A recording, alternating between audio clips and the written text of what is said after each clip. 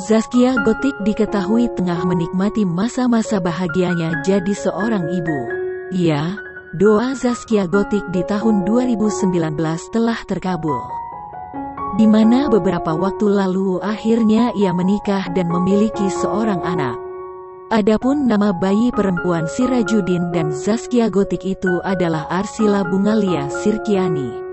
Sebelumnya, pernikahan Zaskia Gotik dan Sirajuddin sendiri sempat menjadi sorotan.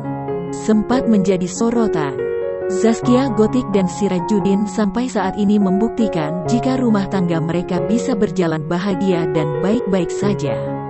Sebagai seorang ibu, kini perhatian Zaskia Gotik tercurahkan untuk sang putri.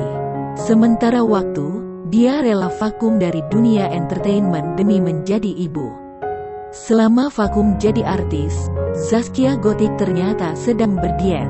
Zaskia Gotik diet sehat dibantu seorang dokter.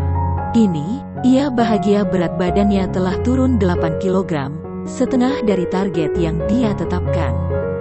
Ia pun mengunggah potret terbarunya yang tampak mulai mendekati penampilannya sebelum menikah dulu. Usaha Zaskia Gotik untuk menurunkan berat badan itu pun banjir dukungan netizen media sosial Instagram.